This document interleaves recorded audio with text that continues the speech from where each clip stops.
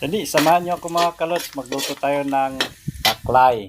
Ginisa ko na yan dyan ang mga ingredients. Sibuyas, bawang, luya, at saka yung, siyempre, yung lamang loob. Hanggang mamula-mula siya. Yan, katulad niya, no.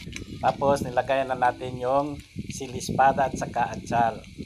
Nilagay ko na yan lahat dyan. Tapos, minix-mix ko na yan dyan.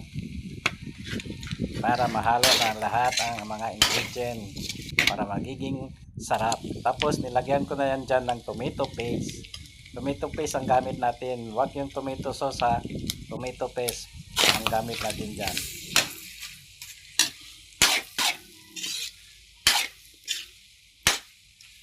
Mix-mix na natin. I-mix-mix ang lahat para magiging makuha natin ang kulay na gusto natin. Yan.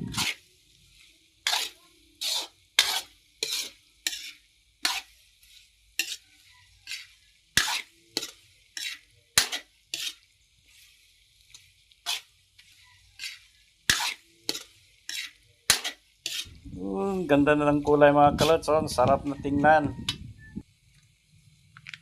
Dinagdagan ko pa ng tomato paste dyan kasi parang kulang pa yung kulay natin.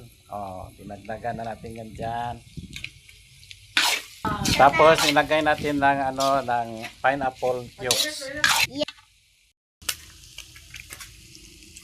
Yan, lagay na natin yung pineapple, yung pinya na cubes. Ang ingredient ng mga kalots, tingnan nyo na lang dyan. Diba? I-post ko na naman yung mga ingredient niya. Yung sa una, diba? Nandoon yung lahat na ingredient na ginamit natin dito sa luto na ito. Nilagyan ko ng brown sugar dyan. Yan, yung pagpaano natin, pangpalasa. Brown sugar. Siyempre, lagyan natin ng asin. Huwag kalimutan yung asin para dagdag lasa yan eh. Nilagyan ko na ng black beans yan. Hindi ko na videoan. Siyempre, nilagyan natin ng soft drinks, any kind of soft drinks. Ayan na guys, luto na guys. Oh. Ay, sarap. Kainan na. Sarap yung natin. Oh. Kumukulo na. Taklay. Sari-sari.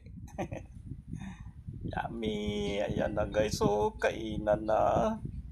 Oh, sarap. Ayan oh. Very sarap talaga. Kain po tayo mga kalods. Salamat po.